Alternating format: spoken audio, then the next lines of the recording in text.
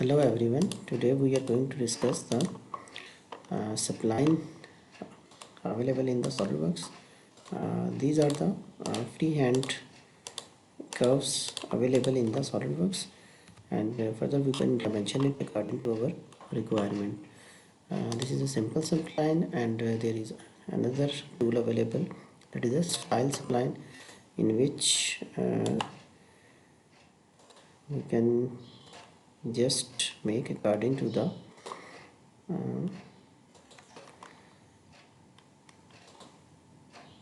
some angles available in the spline portion, and that can be edited later on. These are basically the specially driven curves which cannot be drawn by the ordinary curve tool available in the SolidWorks. And the further is the next one is the equation driven curves, and we can draw the curves by using the mathematical expressions. In this case, the equation y is equal to uh, sine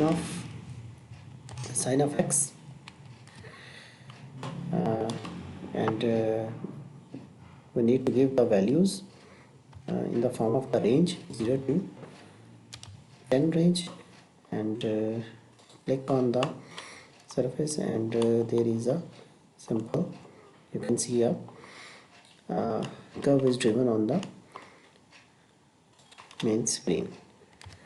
We can further change the parameters, and the curves basically changes. We can also change the range from -10 to 10 and so on. There is also another option, that is a parametric curve also available. In this case, there is an input in the form of the variable t, and sine of t, and the range is from the -10 to 10. Whenever it goes black, that means the parameters are okay, and whenever the function and or the parameter goes red, that means there is something wrong in the function or the in the range values. We can put any function according to the mathematical equations, and draw the curves accordingly.